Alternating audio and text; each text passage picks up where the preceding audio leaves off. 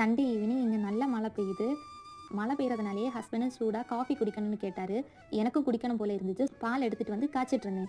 மத்தியானமே எல்லாரும் சாப்பிட்டு முடிச்ச பிளேட்ஸ் கழுகுறதுக்கு நிறைய இருந்துச்சு. ஸோ அதையுமே வாஷ் பண்ணி முடிச்சிட்டேன். நாங்கள் எல்லாரும் எப்போ இந்த ஒரே ரூமை தான் அதிகம் யூஸ் பண்ணுறது.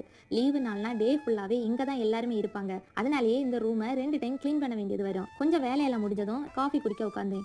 மழை பெய்யறதுனாலேயே துணியை வீட்டில் தான் காய போட்டேன். அதையுமே எடுத்து மடிச்சுக்கிட்டு இருந்தேன். மேரேஜுக்கு பிறகு தனி குடித்தனம் போகிறது ஒரு விதத்தில் நல்லது. ஆனால் சில பேர் வந்த உடனே குடும்பத்தை பிரிச்சுட்டான்னு அந்த பொண்ணை பற்றி தப்பா பேசுவாங்க.